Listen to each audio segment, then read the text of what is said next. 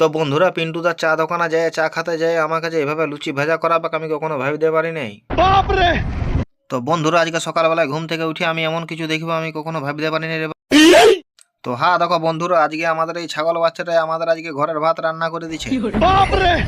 তারপর বন্ধুরা চারিদিকটা দেখতে দেখতে আমি ব্রাশটা করে নিল। তারপর এসে দেখছি না হ্যাঁ দেখো বন্ধুরা আমার কেটিএমটা কেমন দাঁড়ায়। তারপর আমার কেটিএমটা ধরে নিয়ে বেরাই গেলাম। তারপর বন্ধুরা আমাদের ঢালাই রাস্তায় উঠে সোজা পিন্টুদার চা দোকান চলে গেলাম। তারপর চা দোকানে এসে দেখছি হ্যাঁ দেখো বন্ধুরা পিন্টুদা দমে লুচি বেলছে আর কৃষ্ণদা দিকে গুটখা সাজা আলা হয়ে যাচ্ছে। তারপর বন্ধুরা আমিও দেরি না করে একটা গরম চা নিয়ে গপ গপ করে খেতে লেগে গেলাম। তো বন্ধুরা পিন্টুদার চা দোকানে যায় চা খেতে যায় আমার কাছে এভাবে লুচি ভাজা করাবে আমি কখনো ভাবিতে পারি নাই। তারপর বন্ধুরা আমিও গরম গরম গোটা কতক লুচি ভেজে দিলাম। তো বন্ধুরা তোমাদের যদি লুচি লাগে তাহলে আমাদের পিন্টুদার দোকানে চলে আসবে, 4 টাকায় 10টা লুচি খাইলে ঘর চলে যাবে। তারপর হ্যাঁ দেখো বন্ধুরা বাস স্ট্যান্ডে আমাদের আক্রসওয়ালাটা চলে আসছে। তো আমিও বেশি না দেরি করে সোজা আক্রসওয়ালাটার কাছটা যাইলে বলছি 2টা আক্রস দিবে না আমাদের। তারপর বন্ধুরা 2টো আঁক নিয়ে আক্রসওয়ালাটা মেশিনটা ঢুকাই গ গ গ গ।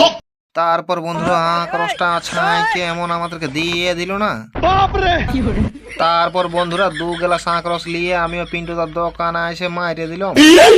তো বন্ধুরা তোমরা যারা ভিডিওটা দেখছো যারা যারা আক্রস খাতে ভালোবাসো অবশ্যই কমেন্ট করে জানাবে। তো চলো বন্ধুরা বেশি না দেরি করে। তো বন্ধুরা আক্রস খাওয়ার পর এত যে খিদা পাবে কখনো ভাবিতে পারি না রে বাপ। তাই বন্ধুরা পিন্টুদার কাছে লুচি ঘুগনি আর পেঁয়াজ নিয়ে পিন্টুদার মা চাটায় পয়সা গোবা গো। তারপর বন্ধুরা সোনু কাকুর মাংস দোকানে যায় 300 মাংস কিনে নিয়ে সজা ঘর চলে এলাম রে বাপ।